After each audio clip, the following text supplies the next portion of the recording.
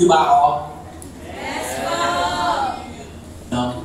Magandang hapon, magandang araw sa inyong lahat. Natutuwa ako ulit nabigyan ulit ako ng opportunity na kahit wala ako dun sa Pilipinas, nakontak ako para mag-share ng ginawa ng Panginoon sa buhay ko. Siguro ilang beses yung napapanood yung buhay ko sa mga vlog sa YouTube, yung mga testimonies ko at yung pinanggalingan ko bago mangyari yung pagbabago sa buhay ko.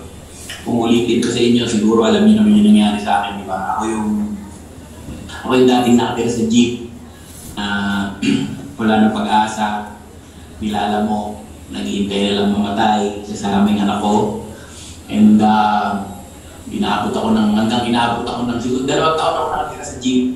Sabi ko nga dun sa interview sa akin ni Don Saga, minumura ko yung Diyos noon, yung mga panahon na yun, kasi wala nang silbi yung buhay ko. Pilit ko, di ba, isipin mo, nakatira ako sa jeep, nilalam ko araw-araw, bukas gano'n na naman, wala akong makain. Ang ginagawa ko na lang, nagigising ako para kumain.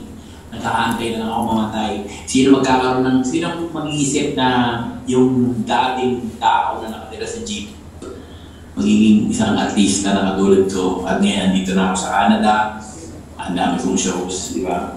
Pero kasi nung una, katulad nga ng kinuwento ko, si Kuya Jobert, lumaking siraulo. Dahil ang dami ko rin mga struggle sa buhay noon, di ba? Bata pa lang ako, nalaman ko na ampon na ako. And kasabay noon, nag-asawa ko ng maaga, nagkaroon ako ng anak. So, lahat ng responsibilidad nandun. And syempre, walang direksyon yung buhay ko. Nagloko ako sa pag-aaral. Dahil feeling ko, kung nalaman mo na ampon ka, tapos nagkaroon ka pa ng responsibilidad, tapos wala kang trabaho, dahil bata ka pa nag-asawa. 19 years old lang ako nung nagkaroon ako ng anak eh. Kaya sa sobrang sawa ng loob ko, hindi na ako sa inom, gusto na ako nag-drugs, away, labas-pasok akong kulungan, and hanggang isang araw nagsawa sa akin yung mga kapatid ko, yung nanay ko, pinalayas ako sa bahay, yun inabot ko, doon ako nakatira sa jeep. 2 years, inabot ako doon, nakatira ako sa lumang jeep. Nandun ako, minsan yung anak ko nandun, pero madalas ako, tutulog ako doon, bukas pag-gising ko, sabi ko nga, di ko puro fragrance yung mukha ko kasi kinakagat ako ng lamok. Isang araw, umuwi ako doon, lasing-lasing ako kasi hindi ka makakatulog ng hindi nakainom doon sa jeep kasi nga, papapakin ka ng lamok, wala kang maririnig paggabi, yung minsan gumaganti ako pagka biko na ako, yung huli ko, ginagano ko rin eh. Ganun ang buhay ko. Maglalasing ako, one day, lasing ako, umiiyak ako, sabi ko, kung totoong Diyos ka, minumura ko siya, sabi ko, PI ka talaga, kung totoong Diyos ka, patayin mo ako, hindi pa nakakawa sa akin. Pinagtatawa na ako ng mga kaibigan ko, gigising ako ng umaga, alam niyo kung saan ako dumadaan, hindi ako dumadaan sa pintuan ng jeep, doon ako sa bintana dumadaan kasi nahihiya ako, nakikita akong dadaan doon si Jobert nakatira sa jeep. Si Jobert nakatira sa jeep, di ba? Pero alam niyo, kahit nakatira ako sa jeep noon, kasi pa rin ako kasama, ako yung buhay ng magkakaibigan. Pag nandun ako, kahit nasa jeep ako nakatira, sinusundo ako para lang patawa sa mga parties nila. At alam mo, tumagal yung panahon, pinabukasan, pag-isip ko, hindi pa rin ako patay. Sabi ko, ano bang mangyayari sa buhay ko? Ito, inom pa rin ako ng inom. Tapos habang nangyayari yun, isang beses, yung anak ng kaibigan ng anak ko, kinunan ako ng video. Sabi niya, post sa YouTube. Sabi ko, pakialam mo yan, di ko naman alam yan, wala naman alam yan. Sige, post mo. Pinost niya ako naman ng video ko yung Ding Dong. So, magmula sa Ding Dong, sumikat yung mga videos ko, yung chichirya, yung peras, kung nakilala ko doon. Tapos, tinawagan ako one day ng ABS-CBN, ng IFM, radio program ko yung sagot ka ni Kuya Jobert. Itanong ko kay Kuya Jobert sa IFM. First time ko nagtrabaho. Pagkatapos noon, gano'n ako ng ABS-CBN, yung sa Studio 23, first show ron na usapan lalaki. Tapos 2 years ako doon, kinuha ako ng mainstream na sa ABS-CBN mismo, Banana Split. Tapos ang dami ko ng shows magmula yun. One day, naalala ko, nung nagdadasal ako, sabi sa akin yung parang sinasabi sa akin ng Diyos, kung pinagbigyan ko yung panalangin mo na patay na kita, mararanasan mo ba ito? Ito nararanasan mo yun. May pera ka na, may bahay ka na, kaya mo nang bilhin lahat. Dati nun, magkaroon 20 pesos ng pangarap ko eh. Magkaroon lang ako ng 20 pesos para may makain ako at saka inan ako. Pabili kami ng gulay at sabaw, maraming kanin. Pero di ba, bigyan ako ng Lord ng chance. Nung umiyak ako, naririnig pala niya yun. Narinig niya pala yun. So, ang tagal ng panahon bago, di ba, naawa yung Panginoon sa akin. Kasi, kahit nung nandun ako sa jeep, hindi rin ako nakakalimot magdasal sa Diyos eh. Pero masama ko sa Kanya. Pero yung mga panahon na yun pala, habang nagmamaktul ako, nagagalit ako sa Kanya, pinakinggan niya pa rin yun. And sunod-sunod na yung blessing ko noon after that. Pero bago naging artista ako, nag-graduate ako. Ang tigas ng mukha ko, di ba? Ang kapal ng mukha ko, di ba? Talo ako tumalikod sa Diyos, sumikat ako eh. Dami pera, wala ang bangko nun ha. Ang pera ko, pag sinusweldo ko, nasa bulsa ko lang.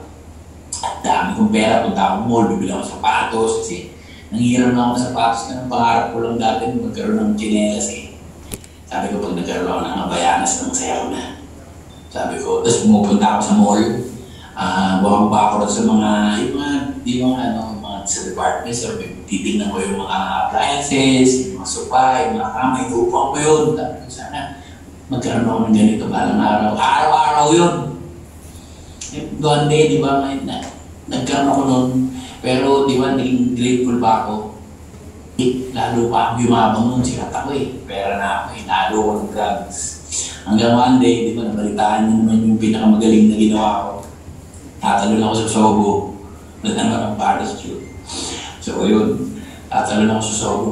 Yun yung pinaka-worst and pinaka-malungkot na nangyari sa buhay ko dahil after that, dinala ako sa rehab. Rehab ako, iwanan ako ni Ate Chan nyo. Nasawa ko na ngayon. Nawalan ako ng trabaho, nawala yung bahay, binenta ko ang kotse ko, lahat ng gamit ko. Paglabas ko doon, minatira ako ang dala ko lang yung gamit ko sa rehab. At saka yung isang lumang kotse na natira sa akin. Iniwalay na ako ng nangyari dyan yun. Umuwi ako. Ako dun sa lugar namin, tumira ako. Tumira ako dun sa lugar namin. And na-realize ko, sabi ko, eto na naman ako. Bumalik na naman ako sa dati. Tuloy pa rin yun, inom. Hanggang pagkatapos nung na-realize ko na iniwala ako ng chat. And sabi ko, ano ang klaseng buhay itong meron ko? Binago ko yung buhay ko pero wala pa rin si Lord. Binago ko yung buhay ko nung binalikan ako niya at chat. Hanggang nakarating ako rito sa Canada. Tingin sa Canada rito, hindi pa rin naman nagbago buhay ko, umiinom pa rin ako dito. Nung nagsara yung ABS-CBN, ako kasi, di ba, si Kuya Jobert, ang Kuya Jobert nakilala niyo yung magaling magpatawa. Dami ko show, di ba, Monday, yung Sunday nakikita niyo ako sa ABS-CBN. Sinong hindi magmamalaki nun? Meron ako Monday, ang probinsyano, Tuesday, sagot ka ni Kuya Jobert, Wednesday, probinsyano, Thursday, taping ko naman na Sunday, Saturday, I can see your voice, Sunday, home sweet home. Lahat pong araw, nandun ako. Kaya, sino hindi magmamalaki, di ba? Pero nagsara yung ABS-CBN, nagka-COVID, dinala ko ng Diyos dito. Hindi ko alam kung bakit. Dinala ko ng panahon dito, wala pa akong Diyos nun eh. Pagdating ko rito, nag-depress ako, halos maghiwalay kami ng child. Ko binigay yung sarili ko sa Panginoon, umiiyak ako ng Monday. Sabi ko, Lord, pagod na ako. Sabi ko, wala na ngayon. Sabi ko, hindi na ako mag-artista. Gusto kong mag-artista, isa pa rin, lumalaban pa rin ako. Pero, di ba, sabi ko, identity ko ito eh. Kung wala ka na sinong artista, wala na yung komedyante ko yung Jobert, sino na ako? So, iyak ako ng iyak, pero sabi ko, Lord, pagod na ako. Wala sa araw na ito, sinusuko ko na sa yung buhay ko. Ayoko na mag-artista. Paglilingkod na ako sa'yo. Bumalik ako kay Lord na umiiyak ako. May tumawag sa akin eh. May tumawag na pala sa akin, lang, hindi, random lang, isang Kristiyano rin, Kuya Randy. Sabi niya, bro, pasensya ka na, hindi ko kilala, pero parang in-impress ni Lord yung pangalan mo. Sabi ko, maraming salamat, Kuya Randy. Sandali lang ha, kasi nasa CR ako, tatawagan kita. After nung paglabas sa CR, nag-uusap kami, sabi niya, alam mo, sa 100 tao, minessage ko, ikaw lang ako sumagot. So kaya ako nang iyo, alam ko talaga divine intervention yun. So talagang kung pagdudugtong-dugtongin ko yung mga pangyayari, talagang narinig na ako ng Panginoon yung talagang wala na, sagad na yung gilig ko. Sabi ko, Lord, kailangan kita, tulungan mo ako. Sabi ko, Lord, mula sa araw na ito, maglilingkod ako sa'yo, ayoko na mag-artista. Ikaw na lang ang paglilingkuran ko. Pero alam nyo, ginawa ng Panginoon, hindi pa rin eh. Di ba? Pinawi niya ako sa Pilipinas pa rin noon, pero bumalik na ako sa kanya noon. Pinigil ko na yung pag-inom ko, pinigil ko na yung sigarilyo ko. Tapos si Abby Chan nyo, nakatanggap na rin kay Lord. Dati sabi ko, ba't madaling araw, lagi dito, tapos naglalaptop. Serious pa nga ako nun eh. Pagtingin ko, nakikinig ako yung pala nag-Bible study sila. Kasabay nung pagbalik ko kay Lord, naging na rin palisip si Ate Chan nyo, sabay kami. So, talagang mga panahon na yun, sabay kami nagbalik kay Lord, tapos sabi ko, yung mag-artista, ginawa pa rin ng artista na Lord, sabi ni Lord, anong gagawin mo? Diyan ka magaling, di ba? Gusto mo maging artista, umuwi sa Pilipinas, di ba? Ipagawin mo sila, sa mga kasama mo. So, umuwi ako, dala-dala ko yung pangako ng Panginoon. Pagdating ko sa Pilipinas, naglingkod din ako sa marami akong ministries eh. Sa Pilipinas, pag uwi ko, mayroong mga church na inatin na nagte-testimony. Alam nyo, hindi ko sasabihin, di ba, na nabago ko to. Kasi pag sinabi mong binago na ako ng Panginoon. Tapos na yun eh. Araw-araw, binabago pa rin ako ng Panginoon. Sabi ko nga, di ba, in-interview ko nito ulit. Naaalog pa rin ako. Pero, di ba, hindi ako natitibag. Hindi na ako matitibag. Maaalog ka, marami kang pagdadaanan. Pero alam ko na ngayon kung saan ako nakatayo. Nung nasa Pilipinas ako, dami pa rin temptations, di ba? Minsan, nadudulas ka pa rin. Pero balik agad ako sa Panginoon. At alam mo, sobrang daming blessing ng Panginoon. Ngayon, bumalik ako rito. Yung huling show ko, yung Happy Together. Paalam ko ron, yung kila John Lloyd na. Sabi ko, kailangan doon ako sa asawa ko. Kasi, feeling ko, ano bang sense nung nagpakasal kami nang wala ako doon. So, ginibag ko na yung showbiz ko.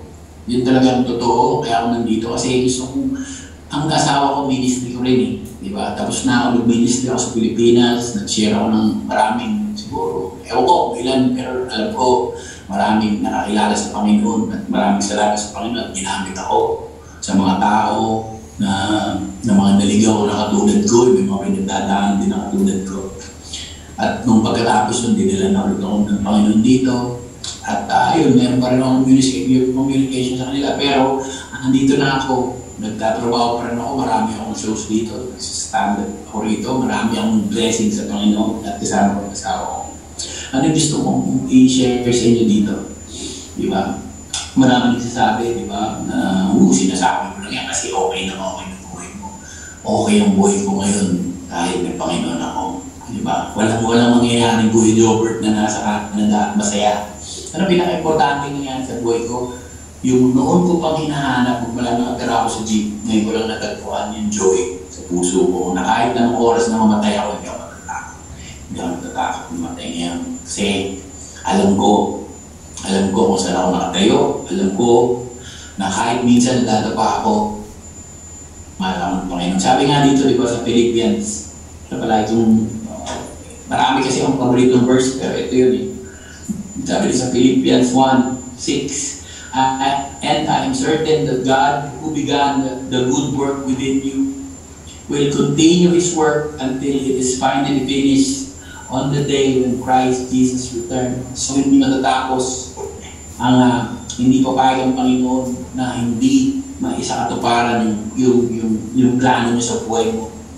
Di ba? Kung ano yung inisimulan sa'yo ng Panginoon, hindi sa papagin, hindi matapos yan. So yun ang plano ng Panginoon. Pag ibinigay mo yung buhay mo sa Panginoon, tatapusin niya yan at magagandahin niya ang buhay mo. Pero siyempre, di ba? Ano ba yung hinihiling sa atin ng Panginoon? Kailangan tayong sumunod. Mahirap sumunod eh. Tigas talaga ang ulo natin, mga tao tayo, di ba? Madalas, pipiliin pa rin natin yung gusto natin gawin. Pipiliin pa rin natin yung gusto natin gawin. Sabihin, kasi mas nakakatawa to. Mas nakakatawa ako rito pag sinabi ko to. Pero alam mo, ang dami kong tutunan. Pati pagmumura, di ba? Siguro yung mga old videos ko nandun. Ngayon, pati pagmumura, di ba? Dati nagkatamura ko may, di ba? May mga memura. Dahil nyo ba ang break? Right? Pero di ba, habang dinidesire ko, ang desire ko kasi gusto ko maging masaya yung Panginoon na nagbibigay sa akin ng masayang buhay niya. Nagbibigay sa akin ng totoong kaligayahan sa puso ko. Alam mo, minsan, hinatatak pa rin ako pababa ng demonyo kasi nakalaban dahil, minsan kakasala ko sa Iseo. O ayan ka na naman. Sabi siya yun eh, di ba mas masarap maging voice over? Di ba? Ako ngayon, sabi ko nga, bonus lang na to. Lahat ng meron sa buhay ko ngayon, bonus na lang ito. Papasalamat ako sa Diyos na experience ko ito, nasolve ko na itong mga ito, pero hindi na ng buhay ko. Si Ate Chad nyo dati, sabi ko, pag mawawala si Ate Chad nyo, mamamatay ako. Pero hindi, diba? Si Ate Chad nyo, bonus lang sa buhay ko. Itong lahat ng meron ako, bonus lang yung trabaho ko, yung pera ko, bonus lang natin. Kung mawawala yan, natitira man ako sa jeep na yun, pwede. Kasi, ang hindi mawawala sa akin ngayon, yung kaligayahan na binigyan ng Panginoon sa akin, at sa aking pag-asa, na pag namatay ako, doon ako pupunta. Pag naubot na tapos ko lahat, di ba, hindi naman wala naman kasiguruhan din sa mundo eh. Ang gulo-gulo nga ngayon, di ba? Russia, US, dyan sa Asia, North Korea, Japan, South Korea. Pag isang pindutan lang yan, kung pipindutan yan, nasa na lahat ng pinag-ipunan natin, nasa na lahat ng mga pangarap natin. Sana naman hindi agad, di ba? Pero mawawala lahat yan. Ano ba yung binibigyan natin ng sobrang pag-alala? Ano ba yung binibigyan natin ng sobrang worth sa buhay natin? Ito mga bagay na nandito, lalo naman natin nagtatagal. Bis itong katawan natin, magbulungtik. Yung mga asawa natin, mga girlfriend natin na sobrang ganda ngayon, parang araw, lumot na lang yan. Abo, coaching maganda, alakawang yan, tapos na, sobrang ganda, ang ganda sa pato mo, sintas na lang yan. Paka mo na lang din ang ahit sa lupa. Pinaka-importante, kung saan mo protect, kaluluwa natin magkatapos ng buhay nito. Ako kasi, kung nagsasalita ako ng ganito, alam ko, I can never be worthy to say these things, di ba? Hindi ako kahit kailan magiging isang, hindi ako magiging isang tao na dapat inalain, hindi ko sinasabi to dahil magaling ako, hindi ko naabot kung nasan ako ngayon, hindi ako magiging masaya dahil may technique ako para kung nagawa to. Na-achieve ko to dahil binigay ko yung buhay ko sa Panginoon. Yung mga panahon na pwedeng sumagot sa mga tanong mo, yung mga panahon na wala ka lang mag-isip na basta nakakatawa ang iniisip mo, Panginoon lang ang kasama mo. Pwedeng yumakap sa'yo sa video, tamang partay na ka. Kunin yan. Mahal kita kahit hindi mo gawin yan. Kaya andito lang ako. Ayun, alam mo, yun yung pinaka gusto ko palaging ibahagi sa inyo, di ba? And huwag na huwag tayong titingin sa tao kahit kailan. Kasi, one day, pwede madapa yung tao na yan. Dapa na tayo. Titingin tayo lagi sa Diyos na nagbibigay ng lakas sa mga tao na di ba? Nagiging sandalan nila palagi ang Panginoon. Maraming mga matitinding karakter sa Biblia na bumigay, di ba? Si David, the man after God's own heart. Sila Peter, sila Moses. Pero lahat yan may mga naging malalaking pagkukulang. Pero, di ba? Bandang uli, sinuko nila yung buhay nila Panginoon. hindi ko pa rin kaya. Sa mga nakapaligid sa atin, yung mga mahal natin sa buhay na nakakilala sa tunay na Diyos. Masaya ba sila? Sigurado ba sila pag namatay sila, na sila pupunta? Kailangan alam natin yun. Ako, masaya ako, di ba? Ito yung mga sinasabi ko mga panahon na hindi kaya bayaran ng pera. Dati nung nahihiya ako i-share sa Panginoon sa inyo. Kasi dati nung pag nag-share ako ng ganito, sasabihin ng baduy na, dati kwento ko sa mga pag kinuwento ko sa mga kaibigan ko, sa showbiz, yung mga chicks, yung mga dating kung nagpapaandar ako, ano ba yan? Dati nung gano'n sa akin, hindi ako nahihiya. Hindi ako nahihiya. Kahit saan nyo ipalabas ito, di ba? Kahit sino manood nito, hindi ko po kinahihiya kung alin kung sino yung Diyos na pinagmamalaki ko. Yun ang pinakamahalaga sa akin ngayon. Kung sino yung Diyos ko at kung sino yung talagang totoong magmamahal nyo. Di ba? Isto tayo sa krus para sa ating lahat. Sino ba tayo? Diyos yun. Diyos ng mga Diyos mo pa sa lupa. Pinako, binuraan, binarap ng katawan. Sabi nga ng mga doktor na naging Kristiyano, alam niyo may itsura ni Kristo, pinako sa krus. Warak-warak yung katawan nun. Punit-punit. Kasi yung mga loob-loob niya, kasi pinapalo siya ng mga buto. Alam niyo yung dulo ng lahat na yun, may buto, may bakal. Pag tinira ka gano'n, mawanak yung katawan mo.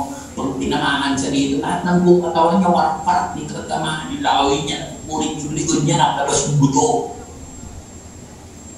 Hindi na yun. Hindi ba?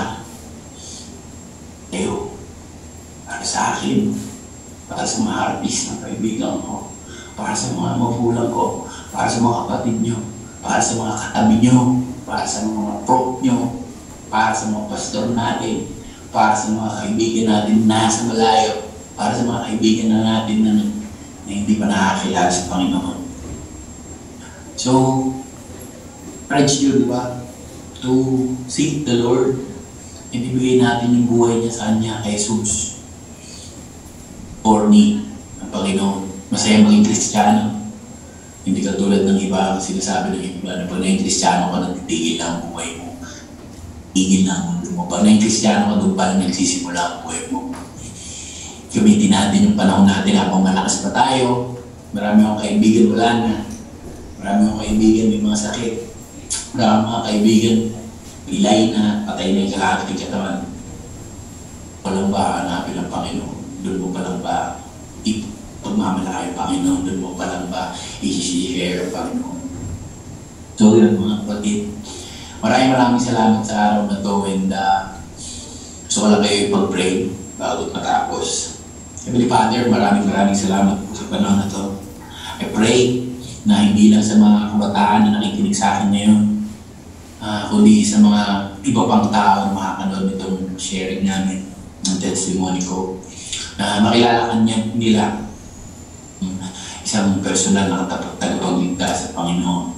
Jesus, maraming salamat at namatay ka sa krus para sa mga kasalanan namin. Thank you at nakikita mo yung mga pangangailangan namin. I-bless niyo po sila araw-araw. Sana po makilala kayo nila in a very personal way.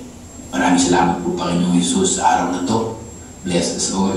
Bless them, Lord. In Jesus' name. Amen.